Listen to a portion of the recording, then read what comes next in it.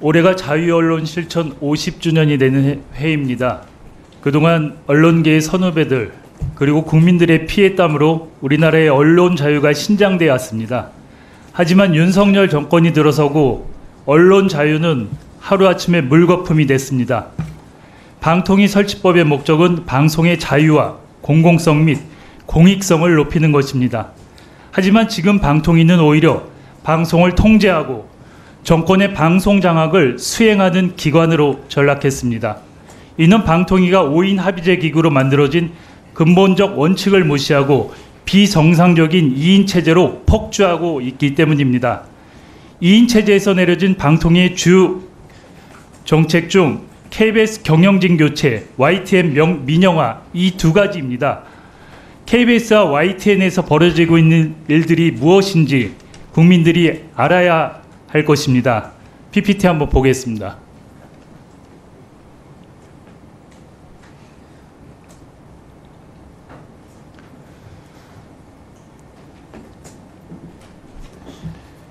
지난해 11월 13일 박민 사장이 취임하고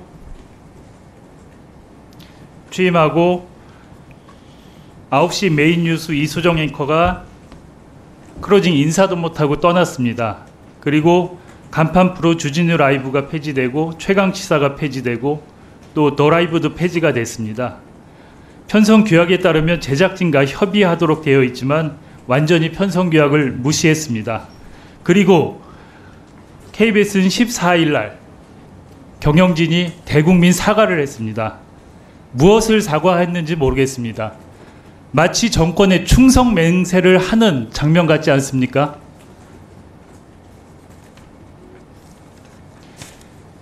그리고 세월호 10주기, 제작진들이 정성을 들여 만든 세월호 10주기 다큐가 불방이 됐습니다. 그리고 역사저널 그날 MC가 당초 한가인시에서 조수빈 전 아나운서로 교체됐고 아직까지 역사저널은 방송을 못하고 있습니다. 그리고 국가행정망이 마비된 이런 사태가 터진 날 땡유 뉴스를 했습니다.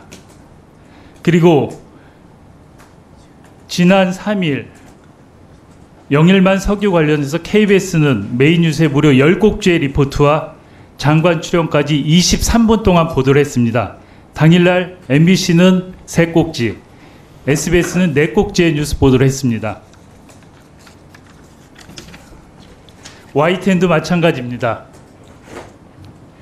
YTN도 김백 사장 취임에 모든 뉴스 프로그램이 폐지되고 시사 라디오, 시사 프로그램이 많이 폐지됐습니다. 여기도 똑같이 대국민 사과를 하면서 충성 맹세를 했습니다. 그리고 돌발 영상에 윤석열 대통령이 시장에 가서 아니 여기에 소주만 한 병 딱 있으면 되겠구만 이런 발언을 했습니다. 돌발 영상에서 삭제가 됐습니다. 나중에. 그리고 김건희 여사 명품백 수수 녹취를 방송에 쓰지 못하게 하고 김건희라는 이름이 삭제됐습니다. 그리고 단체 협약에 있는 보도국장 임면동의제 YTN에서 지켜지지 않았고 KBS도 마찬가지입니다. 방통위원장님, 예. 지금 2인 체제의 문제에서 만들어진 결정사항 때문에 KBS와 YTN이 이런 참담한 현실에 처해 있는데 여기에 대해서 어떻게 생각하십니까? 방통위에서 개별 지상파 방송국의 방송 내용에 대해서 말하는 것은 적절하지 않고 그런 그 방송 내용의 심의나 이건 방송통신심의위원회의 역할이라고 생각합니다. 그런 사장을 임명하고 그 당시에 이동관 위원장이나 방송을 누가 봐도 공영방송을 장악하겠다는 의도를 명확히 드러나고 국민들은 다 알고 있습니다. 근데 그렇게 말씀하십니까? 방송은 장악해서도 안 되고 장악될 수도 없다고 생각합니다. 지금 방송통신위원회는 방송의 독립성을 지켜내지 못하고 방송을 통제하고 방심위를 동원해서 방송을 검열하고 있습니다. 독재 정권 시대에도 없었던 일을 하고 계십니다. 잘한다고 생각을 하십니까?